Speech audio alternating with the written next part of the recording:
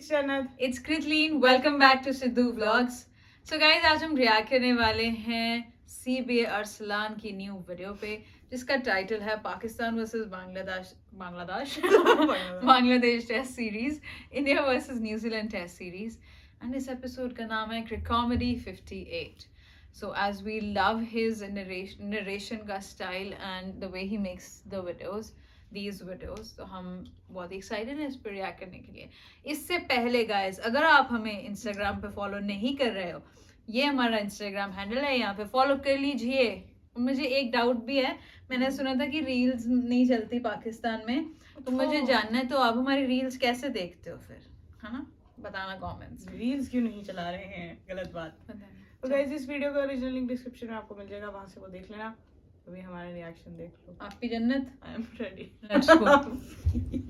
जो भी दोस्तों बड़ी ज़बरदस्त किस्म के 2 टेस्ट मैचेस हो गए हैं. एक हुआ है इंडिया और न्यूजीलैंड का जिसके अंदर बहुत ही मजे मजे की चीज़ें हुई, और दूसरी चीज़ हुई है वो हुई है पाकिस्तान और बांग्लादेश के दरमियान में. और पहले हम बात करेंगे पाकिस्तान और बांग्लादेश वाले का. क्या ज़बरदस्त किस्म का मैच हुआ है. ये होती है किलर इंस्टिंक्ट जिसके अंदर 1.5 दिन के अंदर मैच जो है वो खत्म करके ओपे आ जाना. सुना कि पाकिस्तान जो है वो नीचे की सबसे पहली टीम बन चुकी है जिसने लास्ट डे यानी कि डे 5 के ऊपर 13 विकेट्स लेकर मैच जीत लिया. मतलब आधा मैच जो है वो बारिश की नजर हो गया था. पूरा जो ग्राउंड है वो सैलाब के अंदर डूबा हुआ था. शार्क मछलियां फिर रही हैं, ऑक्टोपस जो है वो उधर बॉलिंग करा रही है और पता नहीं क्या कुछ हो रहा है. बाकी जो रात आज जितना भी मैच बच गया था वो सारा का सारा नजर हो गया था बैड लाइट का. मतलब यार समझ ही नहीं, पता नहीं कौन सी लोड शेडिंग होती है इस मुल्क के अंदर.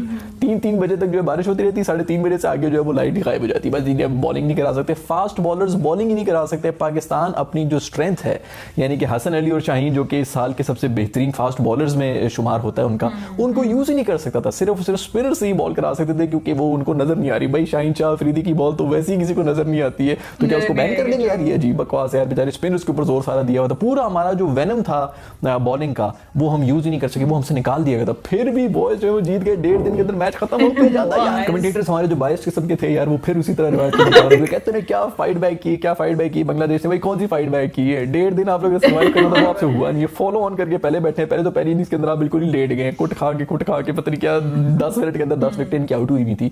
उसके बाद पूरे दिन के अंदर आपने 13 विकेटें बचानी थी, आप वो भी नहीं बचा सके यार. मतलब हद होगी. इसमें कौन सी फाइट है? फाइट तो सिर्फ कर रहा था पाकिस्तानी टीम जो कि आउट करने के पीछे पड़ी हुई थी. इनको पड़ी हुई थी कि यार हमारे पास पीछे कोई 14 मिनट पड़े हुए हैं. पूरे जो टेस्ट मैच था उसके अंदर 14 मिनट के अंदर ही पूरी टीम को आउट करना, पता नहीं क्या कुछ करना है क्योंकि पहले तो कुछ हुआ ही नहीं था. एक इनिंग्स खेली है वो भी बेचारे आराम से पहले खेलते तरह में पूरा का पूरा वॉश आउट ही हो गया था.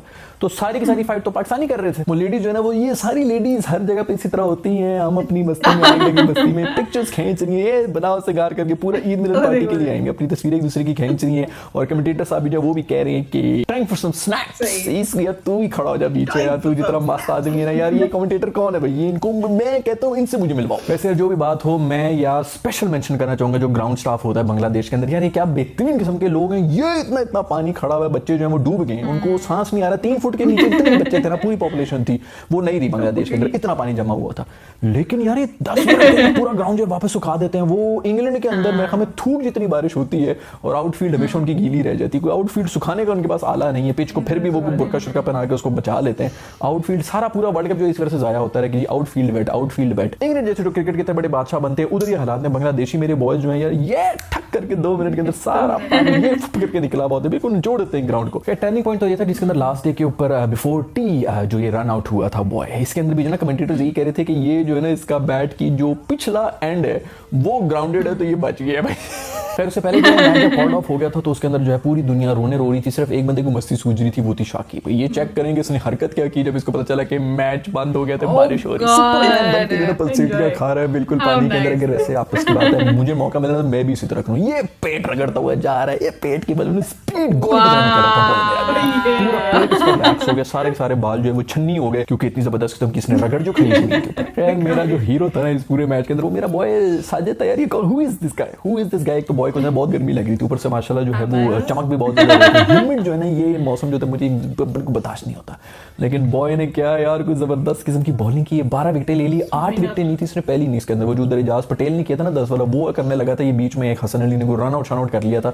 नहीं तो ये तो आराम से जो है वो 8 आउट थे, उसके अंदर 7 विकेटें इसकी थी. अगली इनिंग्स में भी आगे वो 4 विकेटें लेके चला गया. 12 विकेटें ली मेरे शेर के बच्चे ने. ये वो एक और भी वीडियो बड़ी वायरल हो रही है जिसके अंदर आबिद अली जो है हमारे ओपनर बैट्समैन जो हैं, उन्होंने बड़ी अच्छी बैटिंग भी की है वैसे बाय द वे. उन्होंने जाकर एक बिल्ली को खाना डाल दिया। लोग बस बड़ी सी तारीफ करेंगे बेजुबान जानवर का ख्याल रखते थे, लेकिन मुझे कुछ पता नहीं। ये भी हो सकता है कि इसको शक हो कि यार ये इनसे तो हमें हराया जा नहीं रहा, तो इन्होंने जरूर मेरे खाने के अंदर कोई जमाल घोटे जैसी चीज मिला लग जाएंगे। तो इसने पहले टेस्ट करने के लिए पहले बिल्ली को खिलाया कि भाई बिल्ली को देखेगी इसके मुंह से झाग निकल रही है कि नहीं निकल रही है।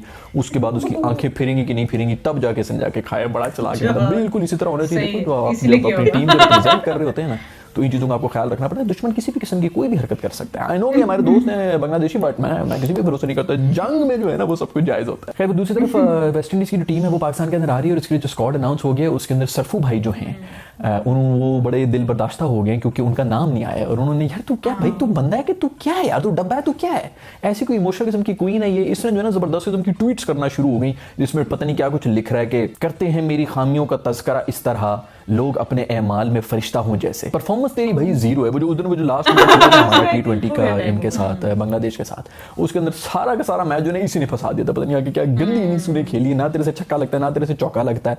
तो ये वजह से तो इसको जगह मिली थी रिजवान को आके वो जो है पाकिस्तान का सबसे बेहतरीन एसेट बना हुआ है इस हाल के अंदर। तो भाई उसको क्या करें, उसको भी निकाल दें, तुझे रख ले बीच के, तू ठेके पे आया हुआ है, तू क्या चाहता क्या है कि तुझे बस टीम में होना ही चाहिए हमेशा। जब इसको बाहर करो इसकी इसी किस्म की रोंदियां जो शुरू होती है, मेरे से ये हो गया मेरे से हो गया, बहुत बड़ा जो पता नहीं को भी नहीं, इसकी पिक्चर भी लंबे लंबे बाल और दाढ़ी भी बिछाई हुई है यार, वैसे इंसान का बच्चा लग रहा है मुझे तो बेहतर लगा। तू भाई थोड़ी दाढ़ी शाड़ी रख ले, थोड़े बाल शाल लंबे कर ले, क्योंकि ये कटवाई ना भाई। पता नहीं खाला जी का घर समझा हुआ है कि बस मुझे कोई टीम से बाहर नहीं निकाल सकता, हर वक्त जो इनको टीम में साथ ले लेके फिर रहे हो। भाई किसी और यंगस्टर को चांस मिलना चाहिए ना, अगर नहीं से परफॉर्म हो रहा है भाई तू परफॉर्मेंस दे, तू डोमेस्टिक के अंदर परफॉर्म कर। मेरी तरफ से इन दोनों को खिलाओ भाई, रिजवान को भी खिलाओ, इसको भी खिलाओ। दाऊ तू परफॉर्मेंस दे रहा है भाई, ऊपर से तुझे ये भी है कि मुझे टीम में भी साथ लेके जाओ, मैंने झूला खाना है, बस कर दे भाई।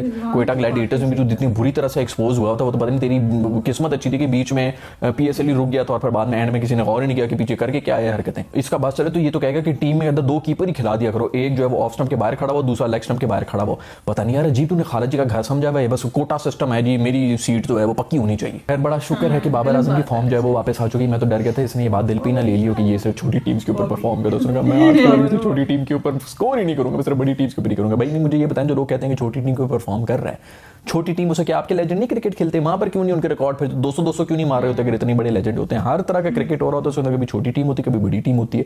सबसे बड़ी जो एज होती है ना वो होती है होम ग्राउंड की, होम का जो मौसम होता है ना उसकी बहुत बड़ी एज होती है।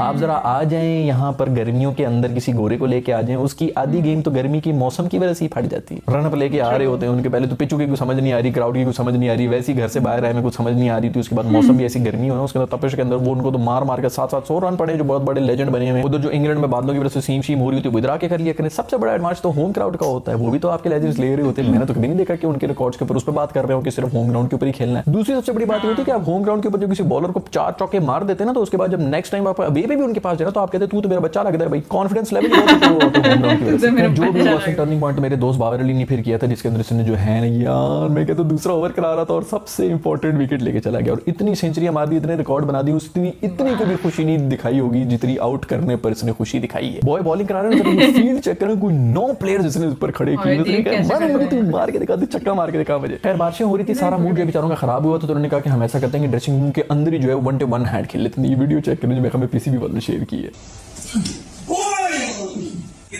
कैच पड़ लेना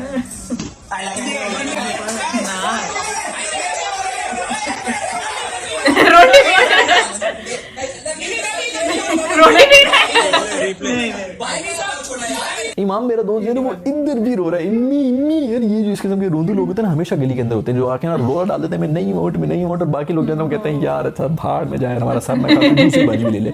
अगर ऑन फील्ड अंपायर को जो है इस तरह कन्विंस किया जा सकता होता है, यहाँ पे जो असल क्रिकेट होती है उसके अंदर जो रोंदी वाली गेम होती तो खुदा की कसम से कभी भी आउट नहीं होना था। इंडिया और न्यूजीलैंड का भी मैच हुआ था, वो भी कोई 2 दिन के अंदर ही खत्म हो गया था, लेकिन उनके पास फिर भी पूरे 5 दिन पड़े हुए थे। मैं तो कहता कि हमारे जो यहाँ पे बारिशों की वजह से जाया होता है ना, हमें उधर बुला रहे थे कि यार बाकी के जो दिन है वो यहाँ पे गुजार लो, तुम लोग मैच कर लो, क्योंकि वैसे ही 5 दिन की तो ग्राउंड बुक हुआ था। लेकिन उन्होंने भी लताड़ के मार दिए न्यूजीलैंड वालों को। सबसे बड़ा जो दुख हुआ ना वो एजाज पटेल की वजह से। बेचारे ने मासूम ने 10 विकेटें ली हैं एक इनिंग्स के अंदर, इतना बेहतरीन किस्म का रिकॉर्ड बनाया है। पूरे 2 दिन वो बॉलिंग कराता रहा, 1 2 3 4 5 6 7 8 10 विकेटें मासूम ने ले ली है। उसके बाद 3 मिनट के बाद दोबारा उनकी दोबारा बॉलिंग आ गई, उसको फिर बॉल पकड़ा दी, यार तू दोबारा इनको आउट कर।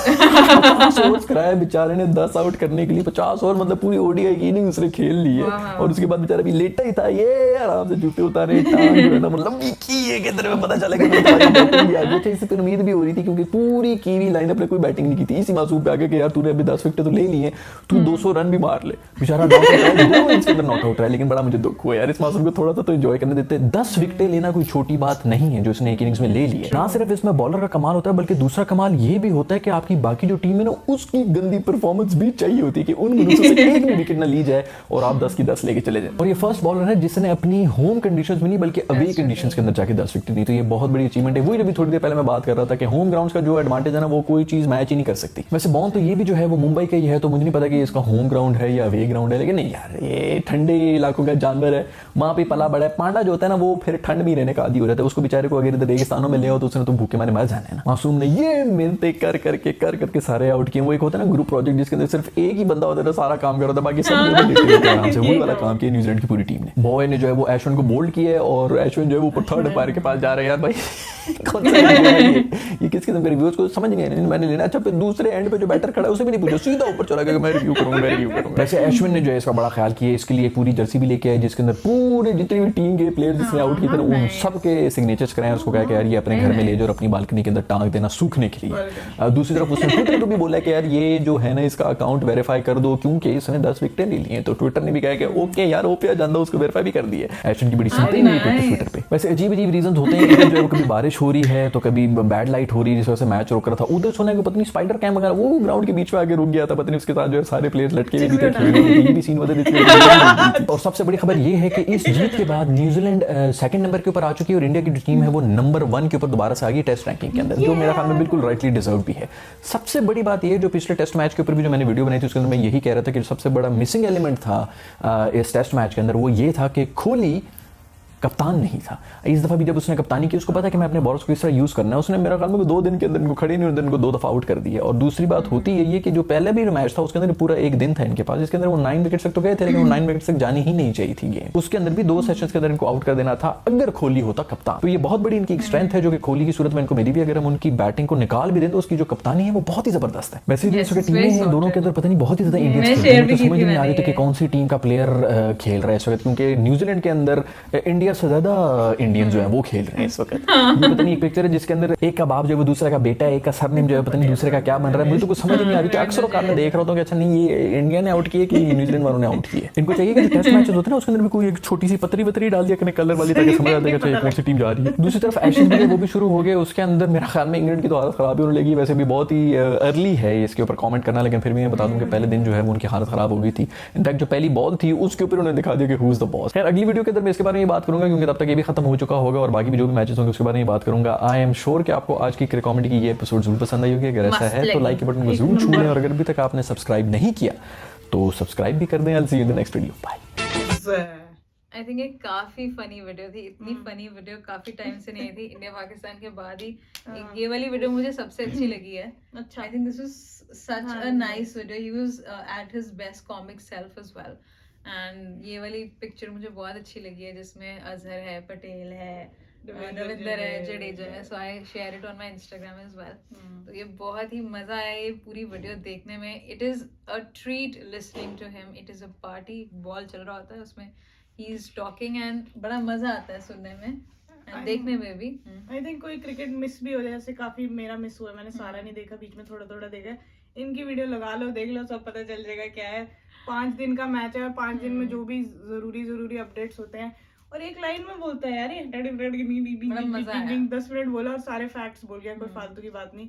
तो सही वीडियो थी। एंड अभी जैसे इंडिया में थोड़ा इशू चल रहा है कि you know now Rohit Sharma is a captain and कैसे विराट को साइडलाइन किया जा रहा है। I think there is some sort of politics involved, बिल्कुल। And I am not liking it at all. हमें तो कोहली ही अच्छा लगता है कप्तान।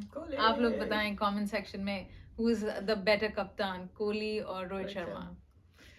So guys, this is our reaction. We really hope that you liked it. And if you did this video ko like kar do, leave down a lovely comments and don't forget to subscribe guys.